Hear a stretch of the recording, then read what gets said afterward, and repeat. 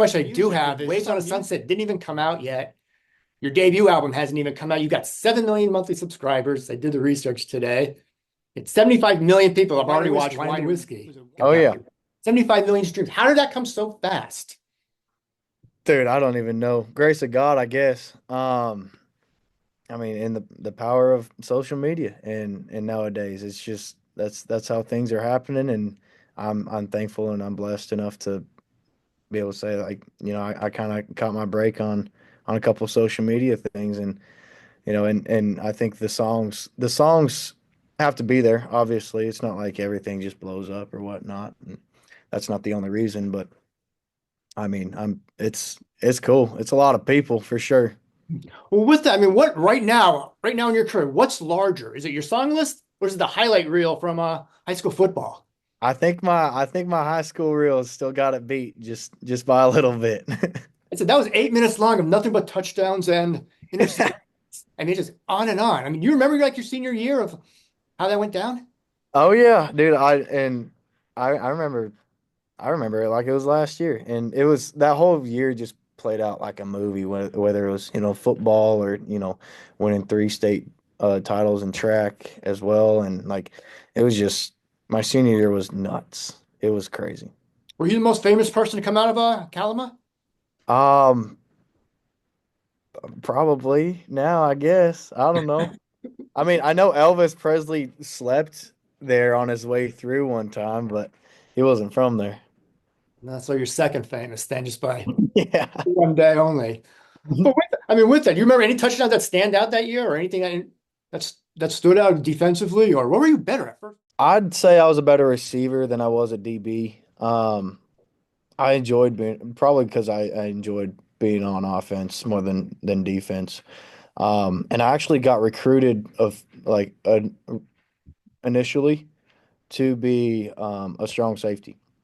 And a couple weeks before I went off to college, a head coach called me. His name is Chuck Morrell. He called me. He goes, "Hey, so we've been looking over your film, and we think we made a mistake. How would you feel about being a receiver for us?" I was like, "Thank God. I want to be on offense so bad." So, I mean, in my senior year, I think there was so many highlights, and there's so much cool stuff that went on that, especially that season.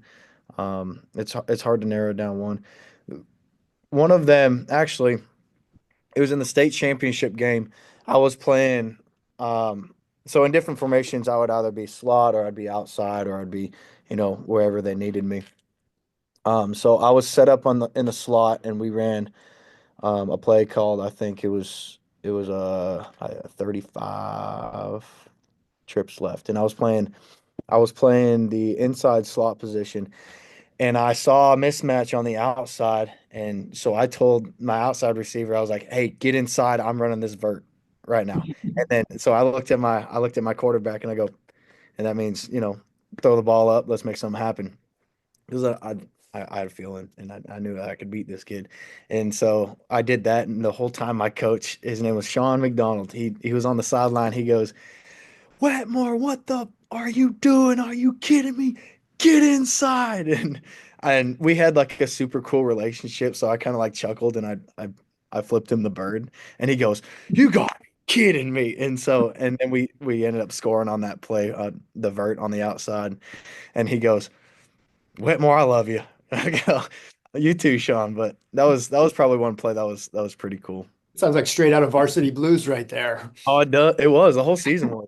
So with that as well, I mean, I was watching it and you got like lateral movement back and from cutting back on kick returns, interceptions. I mean, is that just natural athleticism or do you have to really like work for that?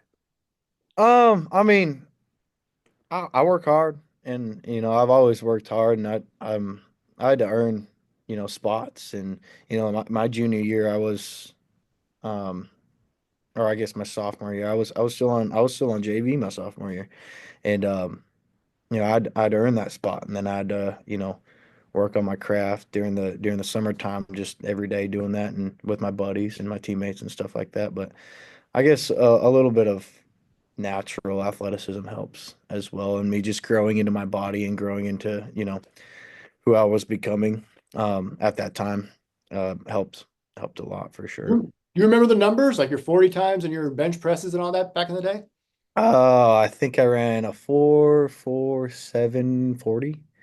Bench press was not great back then. I want to say it was like 260 maybe by the time I got to college. 265 maybe. But yeah. Well, who'd you mirror your game after? Who do you think like you best resembled on the field? Oh gosh, I don't even know. Like professional wise? Um, I don't know. I I'm a was huge thinking more of a Julian Edelman type, Wes Welker type I was receiver. gonna say I'm a huge Edelman fan. I'm a huge Tyler Lockett fan too. Being a Seattle fan. Um, yeah, I guess I don't know. I just went out there and played, and I love to play, and I love to be a little scrappy about it and do some weird stuff. But yeah, What were some of the workouts like for football back then? a lot of conditioning, a lot of cardio, especially during college. We'd wake up at 4:30 in the morning, go to morning workout, and how that would work is. Um, They would split it up, so defense would be lifting first, and offense would be doing cardio first, and then like an hour and a half in, you would switch, and then you would do, or an hour, I guess. You would switch, and then you'd go to lift, and then defense would come do cardio in the gym because it was really cold in Montana, so we couldn't be outside working out because there's 2.5, 3 feet of snow on the ground on the field, and so we couldn't be outside. So we did everything in the indoor facility. Mhm. But yeah, it was a lot of cardio, a lot of lifting. Um, just practice, practice, practice. You enjoy track as well, or Oh, I love track. I'm a huge track fan. Actually, I got a bunch of offers. Or I had a bunch of colleges looking at me for track as well because I was a huge pole vaulter and like the 110 hurdles. I love them. So like I got a lot of colleges looking at me to be a decathlete as well. Which I've done one decathlon and I loved it. It was so much fun. It was probably one of the most taxing things my body's ever gone through. Um, but yeah, I love track. I'm a huge fan of track. what was your skill? What was your, I guess your main events for decathlete for decathlon? Pole vault was my main one. So my senior year, I ended up getting first in state and breaking the state meet record for I think 2B in pole vault. I ended up getting second in hurdles, the 110 hurdles. I literally that much, and I beat him all year. And I don't want to talk about it, but he deserved it. He was a good kid. But yeah, it was just a bad race my senior year or the state race. But um, ended up getting second in state then, and then first in state for the 4x1. Ended up breaking I think a record that weekend too. Me and the boys did, and then yeah, then we got first in state for as a boys team, Mhm. which was really cool. Well, I have to ask now, what happened in the 110? I think it was the second or third hurdle. I just jumped it too high, and I was in my head. I was thinking like, oh, you got to clear this instead of like running like I usually would. So I jumped a little too high, and I couldn't catch up to him by the time I got to the end. So Silver. yeah, it's okay. You finally got over it. Yeah. No, he was a really nice kid. I think his name was Brandon Apperson. And he deserved the entire world. Super nice kid. We were super close and it was a great competition. So like right after the race, I gave him a big old hug. Congratulations, you deserve that. And so he felt like he was on top of the world and he was, and it was a cool moment. And that's like 4 years ago, 2020 that was, or 2019? No, that was 2018. 2018. Well, Yeah. no, 2020, what year is it now? 2024. Yeah. Saw one of your TikTok videos, and you still got a six pack right now. What are you doing now to maintain all that? Um, so I work out as much as I can, obviously with my schedule. And I actually had a huge talk with some of my people pretty recently. I was like, hey, I need to start getting back into it. Um, you know, getting back into my fitness and because I truly love that, and that's like a huge part of who I am is being fit and eating right and all that stuff. But I'll be out on the road and I'll wake up, and then if there's a gym nearby, we'll take the car and we'll go to the gym. Or if we're staying at a hotel, I'll just hit the hotel the hotel gym as well. Or sometimes we'll just throw the ball around. We carry football on the bus, and we'll throw the ball around, run routes, and do a little workout like ab workout, just outside or go on a run or whatever it is. So I try to get it in as much as possible, but I've been lacking a little bit in the last couple months just because everything's so new, everything's so busy. I I value sleep a little more than the gym, but that's starting to take a flip to where it's like, oh no, I got my routine down. Let's get back in the gym with me and a couple of guys on the road. How hard or how easy is it just to fall off that when you've got a shift in schedules from track and field and football 4 years ago to now it's just making music and being on tour? Like how hard is Yeah, it just to start letting things slide? yeah, it is very easy to let things slide, and when it comes to, your physical health or your mental health even. And I think both of those things go hand in hand a lot of the time. Um, but yeah, it is easy to kind of fall off in a sense of like I'm so busy, I don't even know what I'm doing half the time, or I don't even know where I'm at. I was here and now I'm here. And then you start to value sleep and like downtime more than your physical health or your mental health. Because, like I said, they go hand in hand, at least to me. Um, but I'm starting to get it. I'm starting to get it, and I'm starting to get in that groove again. And like the past couple of weeks, I've been really getting back into it. And my thing is 80% of fitness, or if you break down fitness into 100%, 80% of it is diet and what you're eating, and which is also really hard on the road because post-show stuff, the only thing that's open is pizza or like Buffalo Wild Wings or something like that. You can't really get like chicken thighs or like steaks and stuff like that. So it's hard, but I'm starting to manage. I'm starting to like meal prep, and I'm starting to um, do all those things. But for a little while there, I don't look like I did last summer or, at the beginning of all this, but I'm getting back into it for sure. Do you ever feel that on stage? Do you ever go on stage and feel like I don't feel as good as I did when I was in my high school days or my football days? Does that ever eat at like not eat at you, but like, hey, I got to get myself in shape while you're on stage? 100%. I'll sit there, and I'll have to catch my breath like song three, and then I'll be good, But like it is a little taxing, but it's not like I've totally fallen off. So um I'm still fit, and I still eat right, and I still, do what I can. It's just not to the extent that I was doing, which I'm trying to get back to, and I am getting back to. But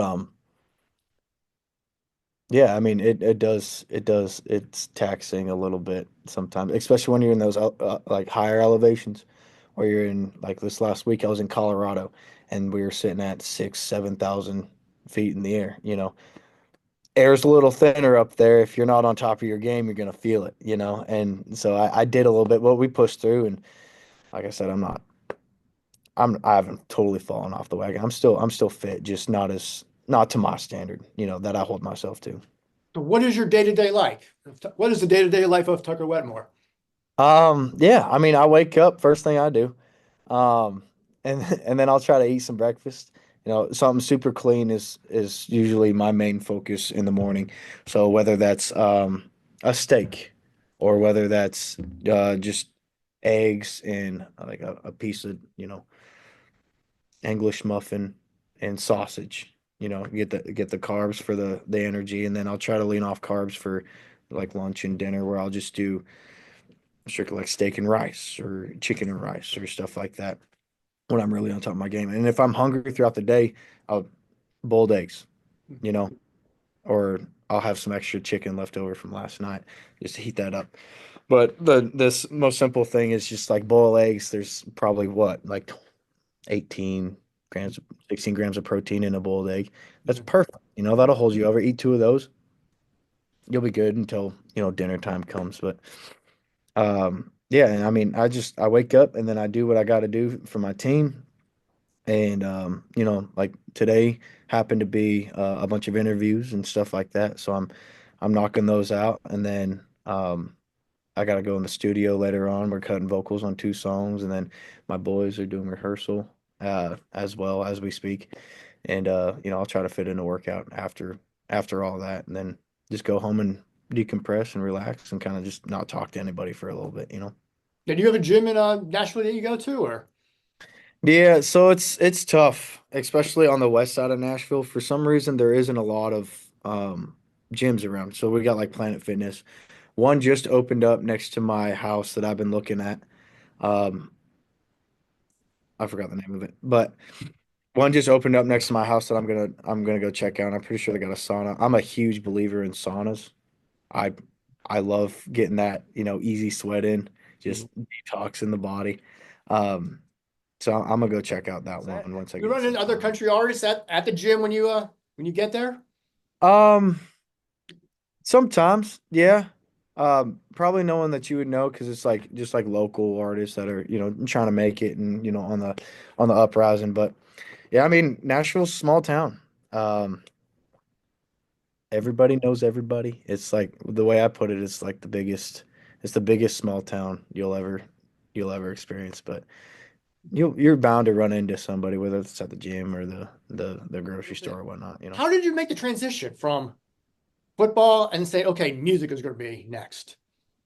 My mom, truthfully, she helped me see a lot and never doubted me, never didn't believe in me. But after college, I dropped out of college. I was home, my foot was in a cast and all this stuff, and I was working, and she sat me down, or I sat her down. I was like, because we're really tight, we talk about everything. I was like, Mom, I'm struggling really bad right now. I don't know what my purpose is. I feel like I have no purpose. I'm kind of just going. I'm waking up in the mornings and going through the motions. And her first thing was, "Did you pray about it?" I was like, "Yeah, I've been praying, Mom. I don't know. I'm still lost." And then she was like, "Why don't you go sit in front of your piano or pick up your guitar and just decompress? See if that helps." So I wrote my first song that night after a year and a half, 2 years of not touching an instrument because I was focusing on football.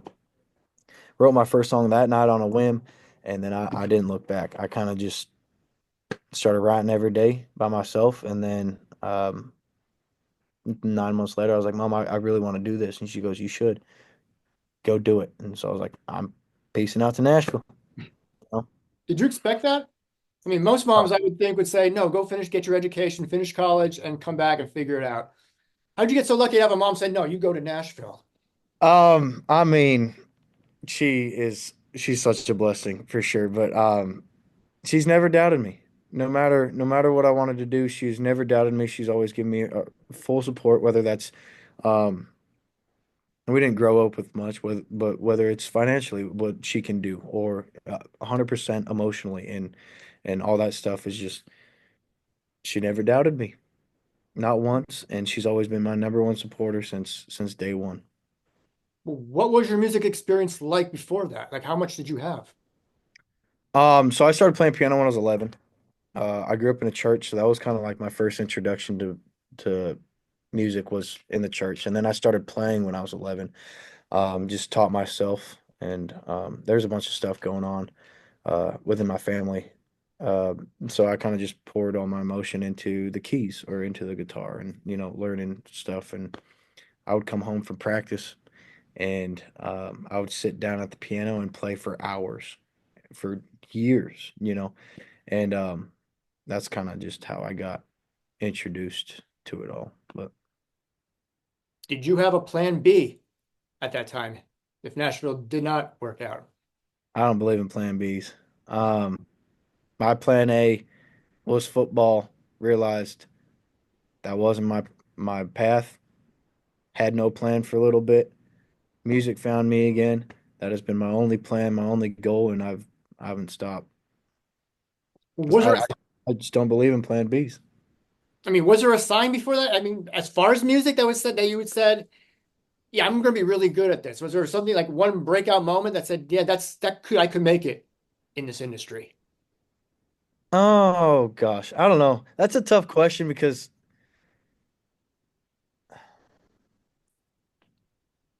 I mean, my support system back home was always like, "Hey, you need to chase this. You need to go do this." And I was like, 100%. And, my support system really did a lot of that aspect for me. Um, I guess a moment was probably okay. So when Wine and Whiskey and Wind Up Missing You were kind of doing their things on social media, I had um, what's it called? A riders round. My buddy asked me to do a riders round, yada yada. My team was like, "Hey, you can't really do those things in Nashville. We don't think it's a good idea." I was like, "Well, I already told my buddy that I already said yes, so I'm gonna go do this." It ended up being like a whole thing. I got up on stage and I started playing Wine and Whiskey. Everybody in the entire place, and it was packed out from wall to wall, back to back. There's people in the street trying to listen. Everybody was singing. Same thing with Wind Up Missing You. Wind Up Missing You wasn't even out yet, and it was kind of one of those things. I think that was the moment where I was like, "Oh shoot, like this is real. I can do this." And it was, I don't know, it was a really cool moment. What advice would you give to someone else who's hesitant about making the jump so severe from one to the other? No matter Uh, what, whether it's music, whether it's something else, or I had someone ask me. So there was a security guard at this last weekend of farm tour because I was just on the farm tour with Luke Bryan.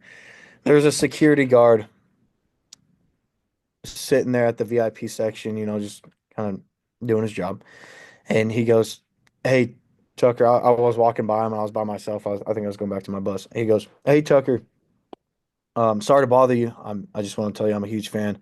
And we got to talking. He goes, "Yeah, actually, I'm aspiring to be an artist, and I'm starting to write my own songs, and this is the path that I want to do is country music." And I'm like, "That's freaking awesome, man! Like, congrats. How's it going?" He goes, "It's going all right, but I need some advice. What advice can you give me that you wish you would have gotten or whatnot?" And I go, "Honestly, dude, the biggest piece of advice that I've ever gotten is show up. Just show up no matter how much you don't want to, no matter how whatever outside noise is going on in your life. If there's a job to do and that job is your goal and it's your that's all your eggs are in that basket, that basket deserves that attention. Show up even if and to your best capability. Sometimes you gotta fake a smile. Sometimes you gotta, you know, do all these things that you don't want to do, but show up because there's more people that are riding on you showing up than your pride, you know. That's my biggest piece of advice. now, does it take kind of like a football mentality, a track and field, a state champion mentality, mindset just to say, hey, I'm good enough to get out of Washington, go to Nashville and succeed at this? 100%. I mean, it's just believing in myself and sports helped me do that, and sports helped me see like the value in working for something every single day, even when you don't want to show up. It's just grind, grind, grind, grind, celebrate. Okay, now we grind again. It's same with football, and you're gonna lose games. You're gonna break legs like I have 3 different times. All of these things are gonna happen, but you gotta show up every single time, and you gotta work and you gotta grind because it ain't gonna be easy, but it's gonna be worth it 10 years down the road when you look back and be like, "Dang, that was cool. Look what I just did." How'd you break your legs 3 times? Football. So I've blown out my left knee twice and my right leg, ankle once, and that was the last one in college. And just just playing ball. Being from Washington, being from Kalama, how do you become get into country music? That's not really a hotbed of country music. You'd be surprised. It's very rural up there. It's very a country. We got like everybody thinks of Washington as just Seattle or Oregon is just Portland or yada yada. But there's country everywhere. And especially in my town where I'm right on the water, best fishing in the Pacific Northwest, arguably in the entire country, is right through my hometown. Um, it's the small town aspect where everyone's listening to country music and everybody knows everybody and everybody's doing outside stuff and it's country as hell and we got a bunch of hillbillies up there. It's in the mountains, but that's where I'm from. So Do you do a lot of fishing still, or I try to as much as I can. Nashville's not very good for fishing, if I'm being honest, because I come from, oh, we got two seasons of steelhead, winter and summer, or we got two runs of salmon running through, or we got steel or what I say, sturgeon, Mhm. in the Columbia that we could just go catch. And it's great fishing up there, so like I'm used to that. So I come here and they're like, "Oh, we can go catch a bass," which No, is fun. I love it, but it's not as good as fishing as what I'm used to. So I try to do it as much as I can. I love catfishing. That's fun. I'll do that when I'm here or when I get time at home. now, have you excelled yet at the grilling, at the cooking of any fish? Um, kinda. I'm better at steak. I'm What's better that? at You hunt as well? um, I try to. I've hog hunted and I've been elk hunting and stuff like that, but not as much as I'd like to, again, because I don't really have time. But I'm gonna start getting into it. So I think in December I'm going on a duck hunt with Jordan Davis and a couple other buddies of mine and artists. So that'll be my first time duck hunting, and I've always wanted to, and I've always wanted to get into it. I've always told myself when I get the money to, I'm gonna really dive into duck hunting. So because it just seems so much fun. So I get to do that for the first time in December. I think it's gonna hook me, and I'm not gonna look back. Do you have any go-to recipes right now, as far as steaks, as far as any fish, or that you could grill up if, say, if you had a party at your home? Yeah, I mean, nothing's easier than just grabbing Montreal seasoning, grabbing a bunch of steaks, and throw them on a grill and just for a bunch of people. I literally did that I think 2 weeks ago, for all my friends in the garage. And last night I was hungry. I had a steak in the fridge. I whipped it up, and it's easy. And then pretty much every meal that I make, I make rice with it because I love rice. And then every once in a while I try to do a green, but just trying to get the protein and those carbs in. But I mean, cooking's easier than people um think it is. One question I didn't ask you, or do you remember your first concert, the first time you performed?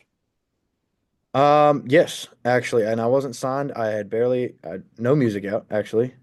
Um, and I went back home, and the what's it called? The local radio station in my hometown found out what I was doing, so they're like, "Hey, we want to have you out for a concert," kind of like a yada yada thing. And I was like, "Yeah, let's do it." And so that was my first time, and I think it was probably 4 years ago, Mhm. 3 years ago, and I was hooked.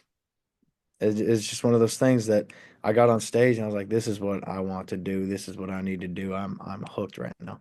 And yeah, it was a special moment because all my friends and family were there, and it was like a hometown.